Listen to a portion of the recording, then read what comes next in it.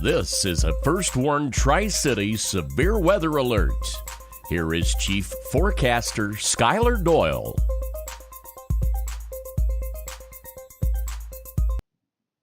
All right, you're taking a live look at Boone, North Carolina, the campus of Appalachian State University. As we come on the air, we are awaiting a briefing at the moment from North Carolina Governor Roy Cooper about the impacts on the flooding in western North Carolina. Also, Washington County, Tennessee officials are currently holding a press conference at this time. Unfortunately, we don't have a feed that we are allowed to use for that press conference, but if any major updates are announced during that press conference, we'll bring that to you live here on the air. North Carolina Governor Roy Cooper is set to speak at 12:30. The governor's office is providing a feed of that we will be simulcasting in moments. But first, some breaking news that we just got within the last hour. Elizabethton High School is saying that their bottled water supplies are running low at that shelter, and that is currently their biggest need. You can take the donations to the City of Elizabethton Parks and Recreation's office, and they are thanking people for their support during this time. Also, we do have multiple schools that are changing their schedule for tomorrow as of right now due to the impacts of Helene. Ashe County schools are closed all week. Avery County schools closed Monday. Buchanan County schools closed Monday. Carter County schools are closed all week. But let's take you now to the North Carolina governor, who is currently about to speak.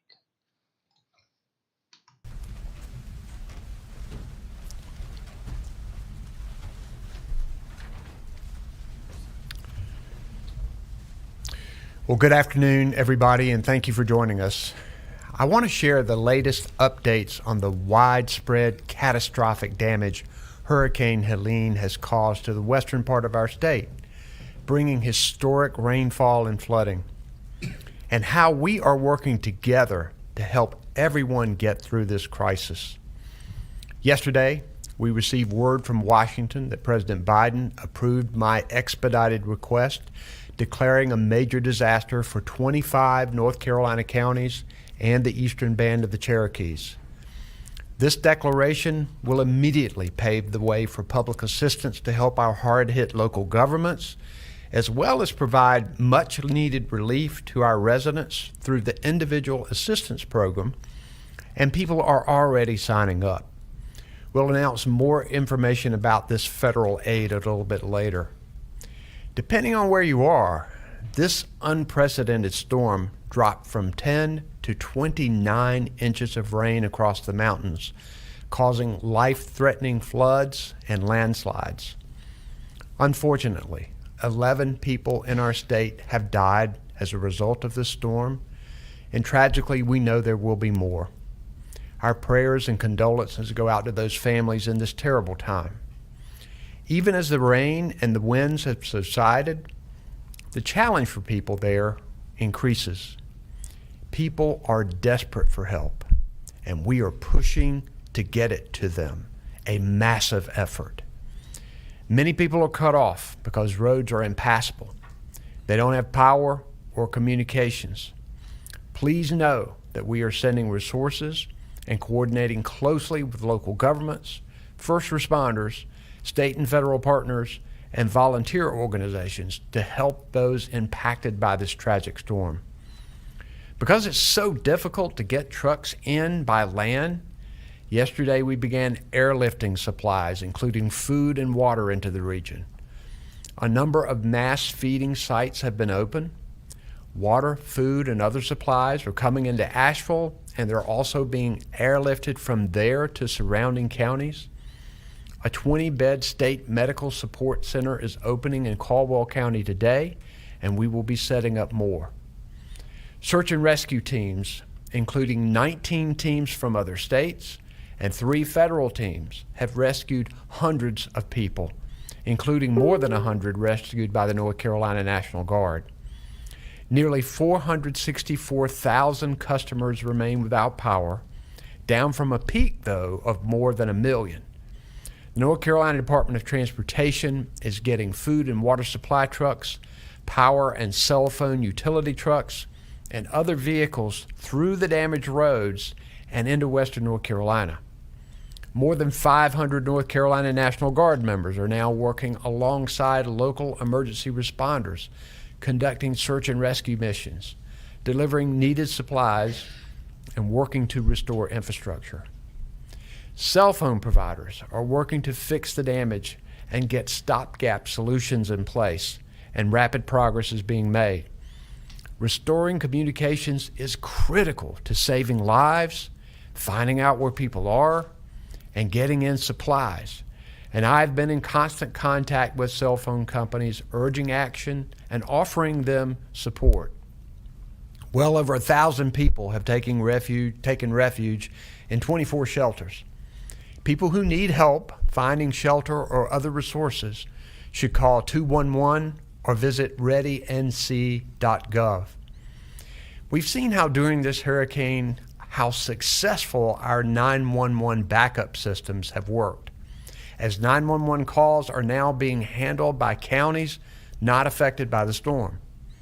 I want to remind people to avoid calling 911, though, with non-emergency questions. More than 1,600 North Carolina Department of Transportation employees and contract crews are working to clear roads and get them open again. But travel in western North Carolina remains limited and dangerous. 280 state-maintained roads are closed, including parts of Interstate 40 and Interstate 26.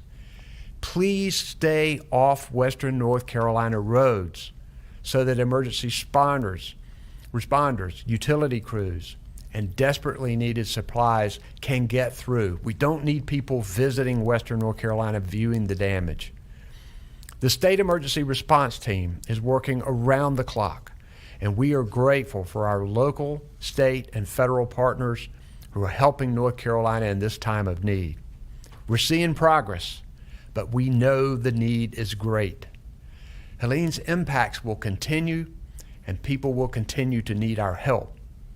North Carolina is strong, and our first responders are the best in the country. I'm thankful for their hard work and for risking their lives to protect all North Carolinians. This is an unprecedented tragedy that requires an unprecedented response. We're hearing from many people who want to help, and we're grateful for that support. We're also activating the North Carolina Disaster Relief Fund, managed by the United Way of North Carolina. Later this afternoon, you'll be able to donate for Helene relief at nc.gov/donate. Today, I'm joined by Emergency Management Director Will Ray, our North Carolina Department of Transportation Secretary Joey Hopkins, Major General Todd Hunt, the Adjutant General of the North Carolina National Guard, Colonel Freddie Johnson, the Commander of the North Carolina Highway Patrol, and we've got Cody Kinsley, our Secretary of the Department of Health and Human Services. Our American Sign Language interpreters are Brian Tipton and Karen Marion.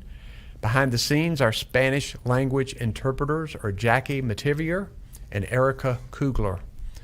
We'll first hear from Emergency Management. Will?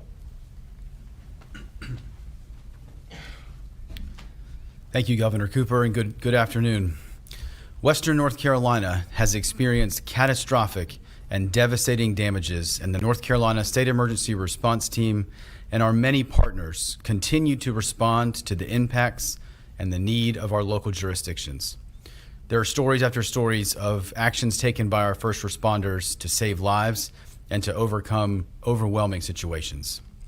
I want to remind all North Carolinians that conditions on the ground remain extremely dangerous, even as flooding has continued, and it will continue to recede. Roadways are damaged, there are downed power lines and unstable ground.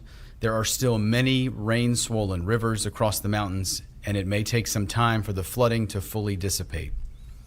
We ask people not to venture into storm-affected areas, whether to check on property, loved ones, or just to sightsee. Besides endangering yourself, you could also be interfering with emergency responders or repair crews. Please let the professionals do their jobs. There are 31 county states of emergencies and 28 municipal states of emergency, with 24 shelters open with over 1,000 individuals being served. I wish to thank those working in our shelters to provide displaced North Carolinians with food, shelter, and access to critical resources. The work you are doing is vital to helping our residents.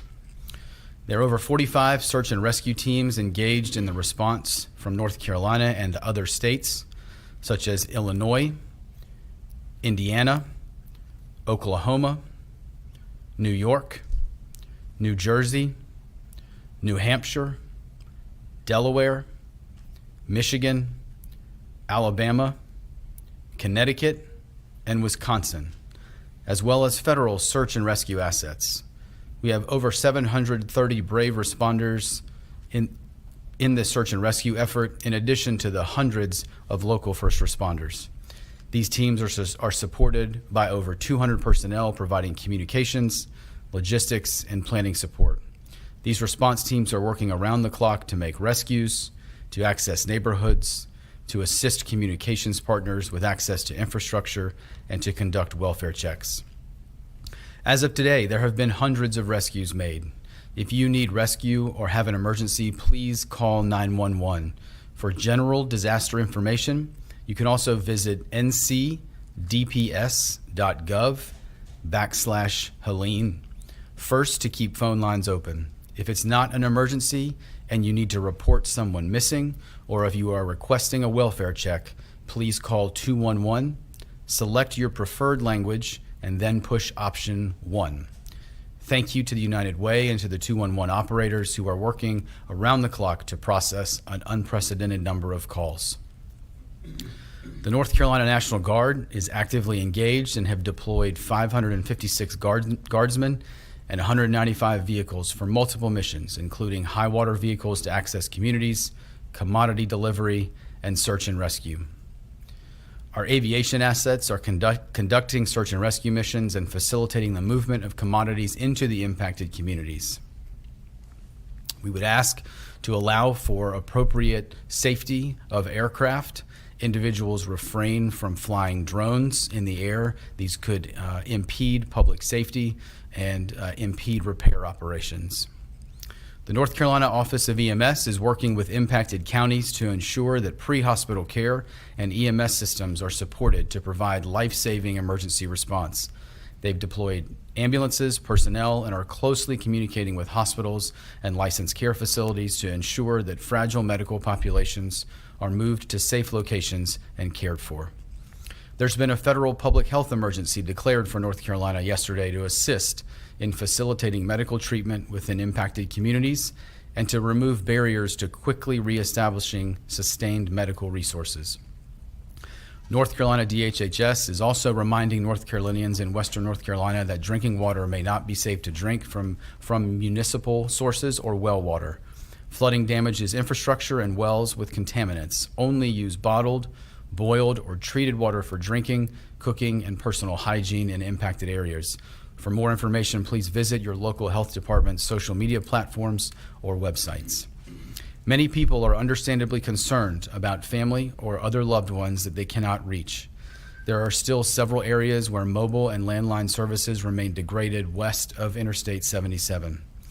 I want to thank the telecommunications professionals that have been working around the clock to restore cell phone service and mobile data to the mountains. For those in Western North Carolina, we ask that you turn your phones off and turn them back on periodically to allow the phone to connect to a network.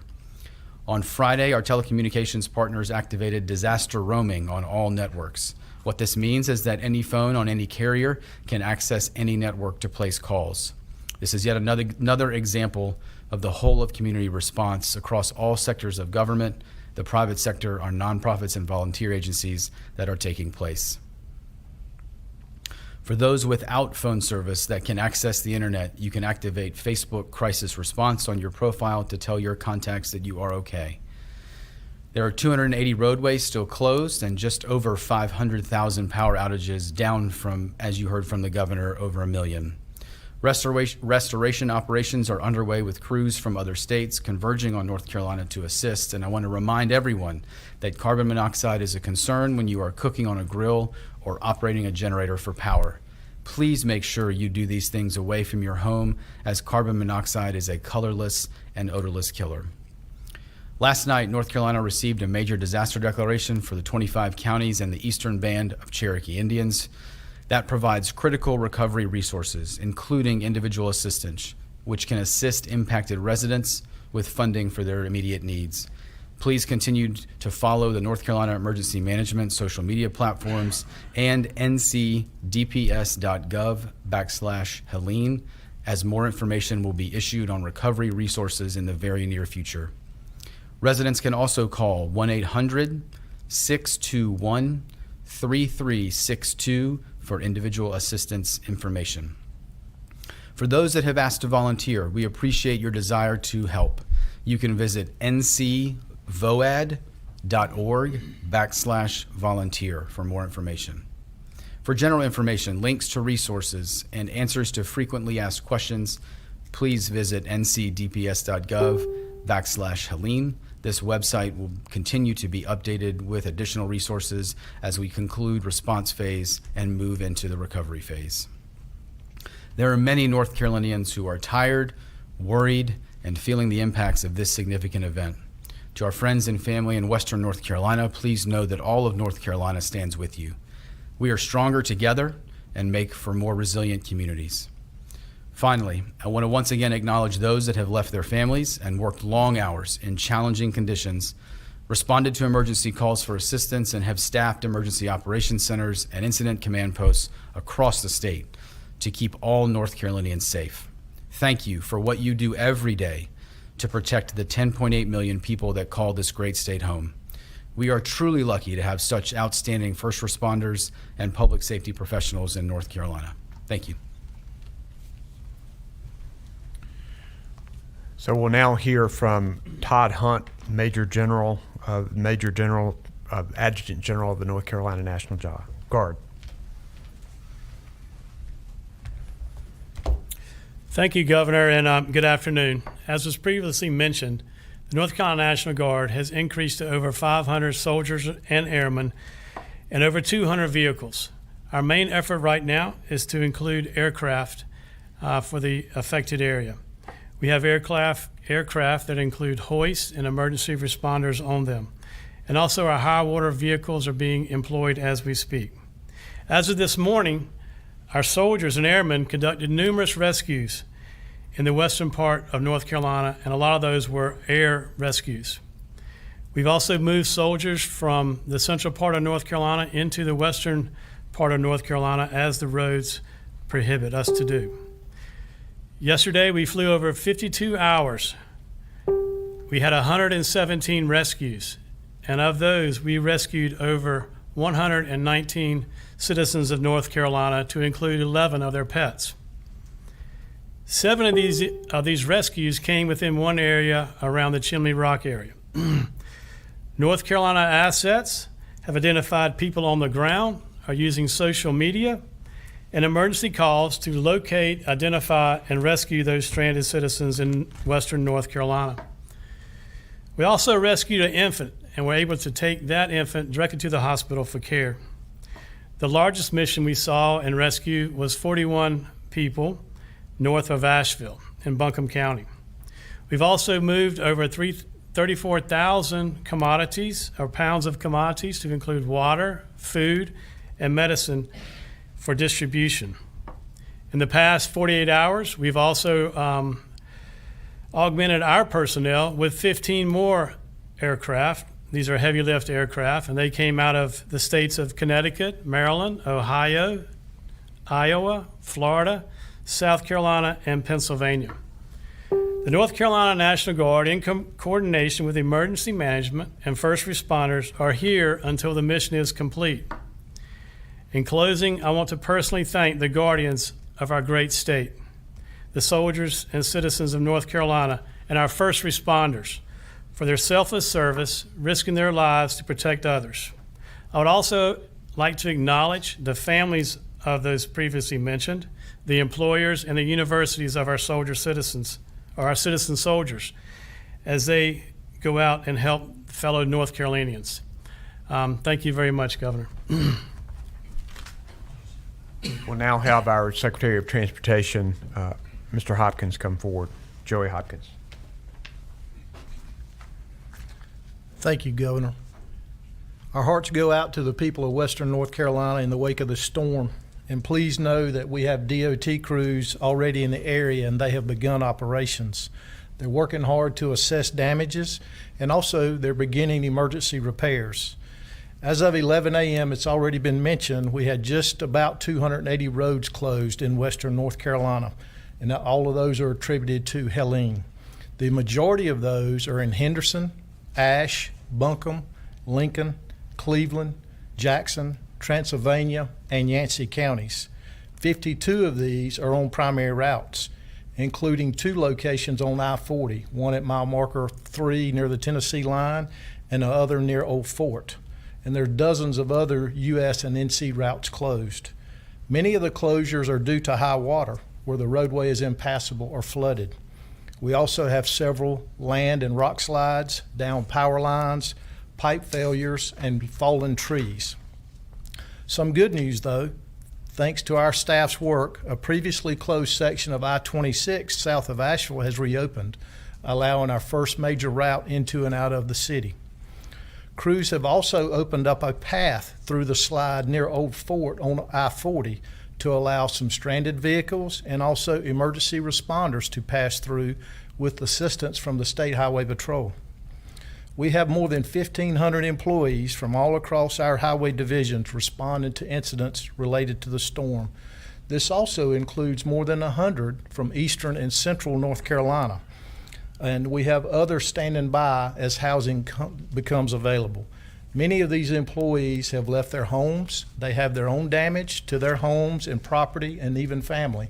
And so I want to thank them for the work they've been doing since this storm has hit. I want to also mention that unnecessary travel is hindering our crews from doing the work to get the roads reopened. Our main message is simple. Consider all roads in western North Carolina to be closed until further notice. You can look for additional drive information and road closure details at drivenc.gov. And as our crews continue to respond to incidents, we will keep this website updated. I do want to say, though, it will take a long time to recover from the damages Helene left in its path. And we hope that everyone's patient with us as we work to evaluate the damage and also make repairs. The best thing you can do for us now is to stay home, and we'll continue to keep you updated across all of our DOT social media platforms and our website. Thank you.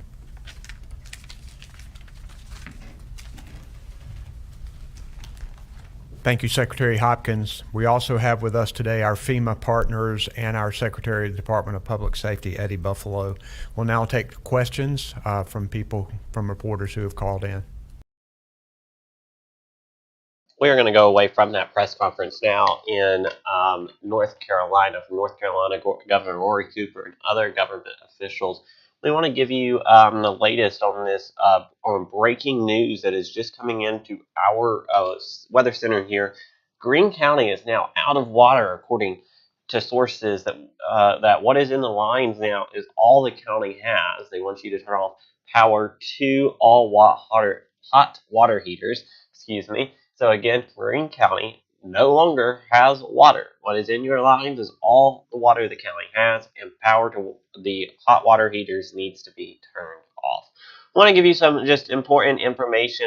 If you need to report a missing person in the state of Tennessee, you can call the Tennessee Bureau of Investigation at 1-800-TBI-FINE. Again, that's 1-800-TBI-FINE.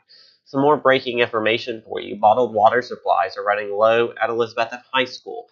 You can take any bottled water donations to the City of Elizabethton Parks and Recreation Center. And just another piece of information, school closings, they continue to come in. Just recently, Johnson County schools are closed for the rest of the week, and Avery County schools announced an additional day of closure for Tuesday due to the flooding damages. A full list of schools closed is on your screen and also in our pinned post at the top of our timeline on our Facebook page of First Warn Tri-Cities. I actually got to speak with Johnson County Schools Transportation Director Stephen Long when he called to report the closing. He said they still don't know how widespread the devastation is and that communications still remain partially down across Johnson County. So we will continue to keep you advised on the latest as we hear it. This has been a First Warn Tri-Cities special report. If you're listening to us on B106 Tri-Cities, we're going to get you back to regular programming. Have a great day.